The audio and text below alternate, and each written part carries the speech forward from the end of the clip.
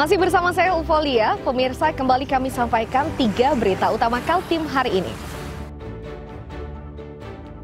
Penghuni Hotel Bumi Senyur Samarinda diliputi kepanikan menyusul kebakaran di lantai 2 hotel tersebut.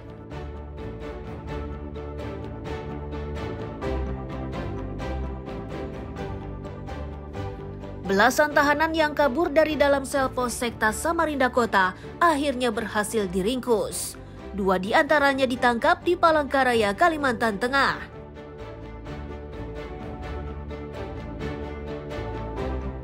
Otorita Ibu Kota Nusantara di Sepaku Penajam Pasir Utara memastikan jika perkantoran di IKN sudah siap dipergunakan termasuk rumah hunian para ASN.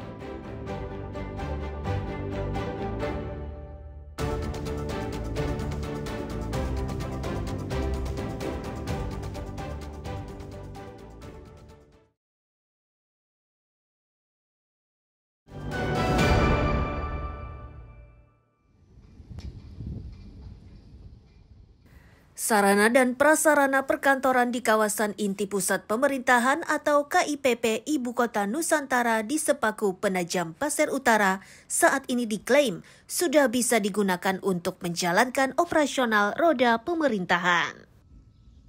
Tidak hanya gedung perkantoran, bangunan rusun ASN pun sudah siap dimanfaatkan sebagai tempat tinggal para abdi negara tersebut. Kepala Otorita IKN menyebut pencapaian tersebut sudah sesuai dengan Peraturan Presiden atau Perpres nomor 79 tahun 2025 yang menegaskan komitmen pemerintah. Sesuai rencana, para pegawai pemerintahan akan mulai masuk bekerja di IKN dalam waktu dekat. Total sebanyak 4.000 ASN dari 16 kementerian dan lembaga yang akan bertugas di IKN.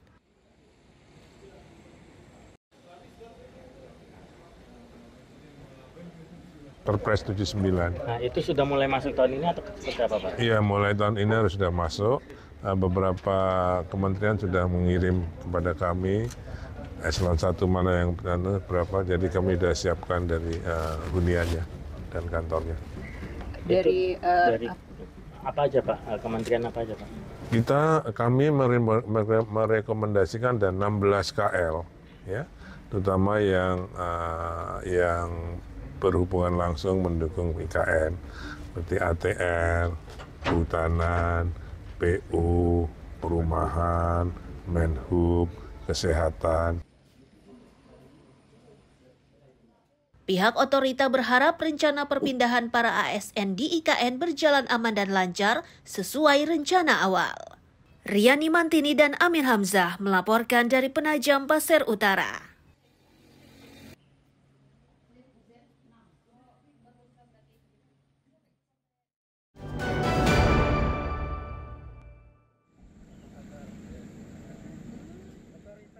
Plaza Legislatif dan Yudikatif yang lokasinya di bagian barat Istana Garuda Ibu Kota Nusantara atau IKN inilah yang kini mulai dikerjakan.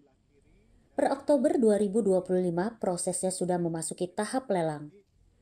Areal yang digunakan untuk pembangunan Plaza Legislatif dan Yudikatif mencapai 42 hektar.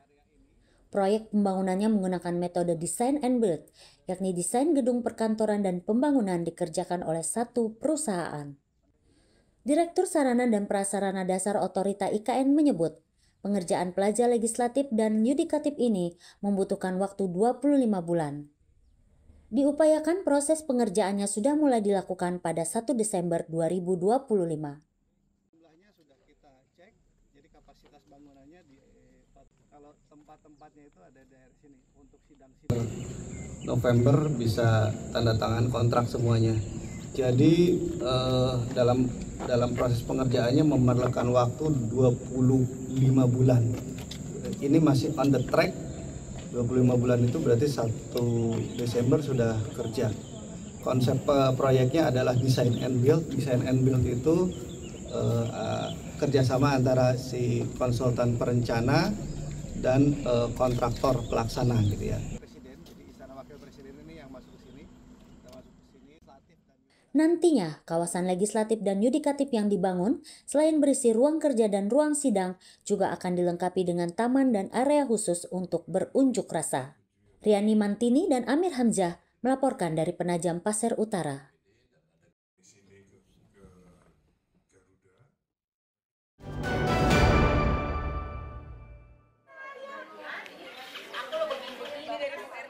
Inilah suasana salah satu fasilitas kesehatan atau Vaskes di Balikpapan. Setiap harinya banyak warga yang memeriksakan kesehatan dengan memanfaatkan fasilitas BPJS Kesehatan dari Pemkot Balikpapan.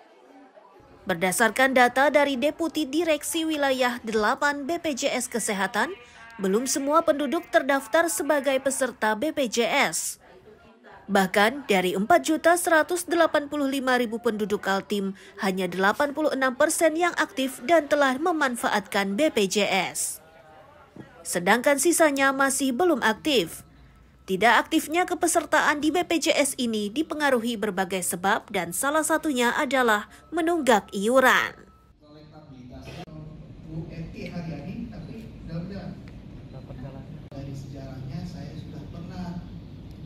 Dan dari 4.185.000 ini memang masih ada penduduk yang tidak aktif kepesertaannya.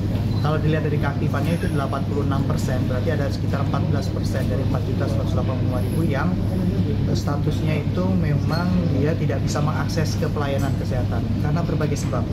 Karena dia menunggak iuran, bisa juga karena dia baru diberhentikan di perusahaan, sehingga dia belum masuk ke segmen yang lain, dan berbagai hal lain. Nah, ini yang kami perlu bantuan bagi Bapak Ibu sekalian, karena memang 14% penduduk yang tidak aktif ini ketika dia mengakses pelayanan kesehatan di luar Kalimantan Timur, ini akan menjadi masalah. Karena peserta JKN itu dia bisa berobat ke manapun di seluruh Indonesia.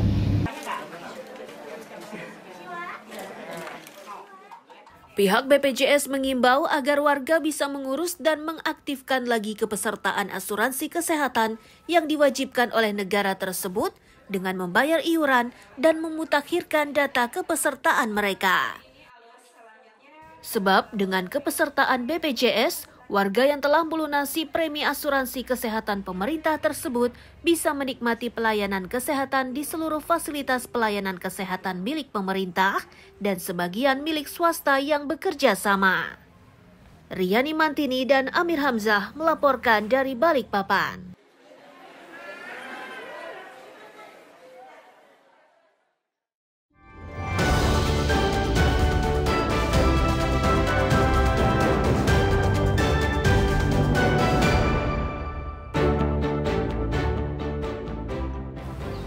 Pemirsa, informasi tadi sekaligus menutup perjumpaan kita kali ini.